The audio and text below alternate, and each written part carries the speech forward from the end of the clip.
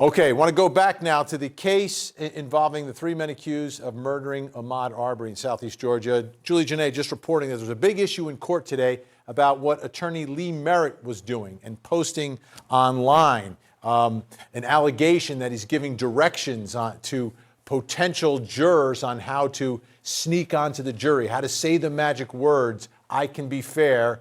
So even if you can't be fair, you have an agenda, you're going to somehow get on that jury. That's the allegation. So we had an opportunity, Chanley Painter did, to speak with Lee Merritt, who again represents the family of Ahmaud Arbery in a civil case, and asked him to get his reaction to what was happening inside the courtroom. Take a look.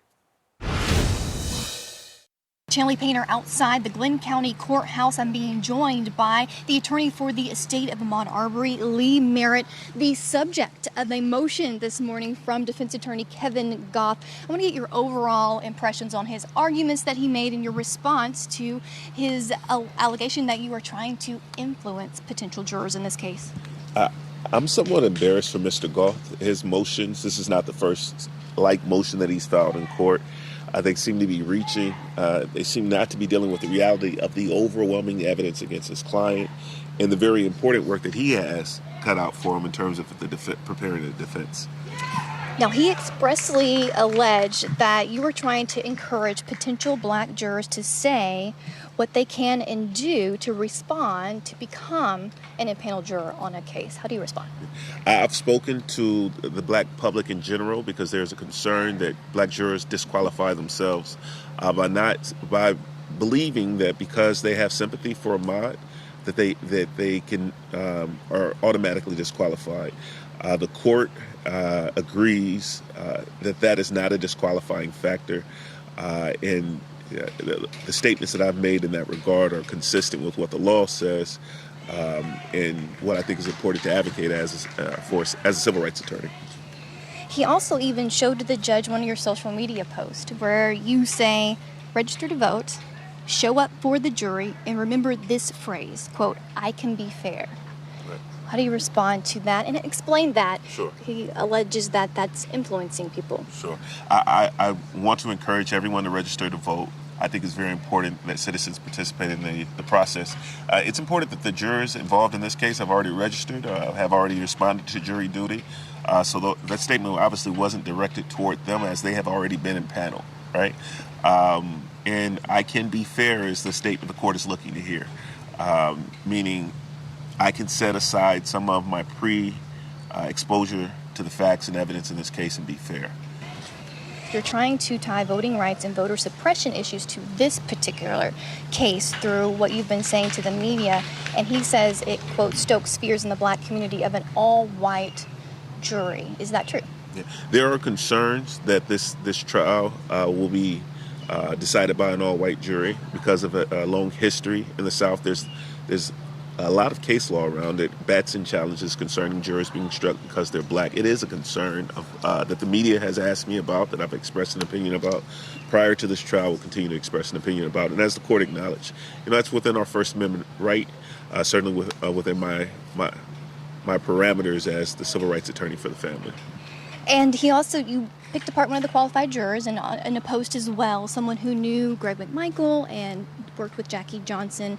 You disagreed that should have been a juror to make it through to the next phase. The judge even said he maybe didn't like you saying that as well. What's your response? Yeah, well, Judge Walmsley understands that he will be criticized, that he's not above reproach. I think it was a very bad call to qualify a juror who worked for Jackie Johnson, was hired by Jackie Johnson, someone who's been indicted as it relates to this case, who, most importantly for me, was on the receiving end of hundreds of thousands of calls, many of which I imagine were negative, that was directed at her office. She acknowledged that had an impact on her, but she could set that aside.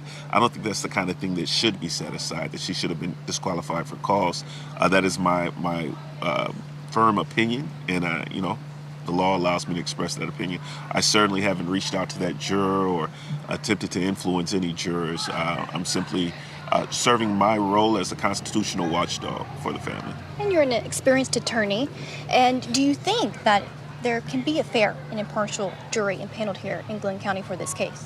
It seems that both the prosecution, defense, and the judge has accepted that this is an unusual case, that most jurors who come in here have heard of the case, many of whom have established an opinion, and in my opinion, most of those jurors who have said, they've engaged in the case at some point would have been disqualified in any normal set of circumstances. We're not going to have a panel of clean slate jurors. Does that mean that they cannot be fair? I don't think that's the case. It's new ground. You represent Wanda Cooper Jones, very present figure in this case, advocate for Ahmaud Arbery and justice here. How is she doing this week, and what does she think of jury selection? So she's in two places. She is gratified that a lot of her work, prayers and toil have brought us to this day. She's glad that it's finally here, but it causes a great deal of anxiety for her. Both hearing arguments about her son, the motions that are being filed to get into his mental health records, and some of his other issues that have nothing to do with his murder or things that give her a bit of angst. And so she's torn between those two realities.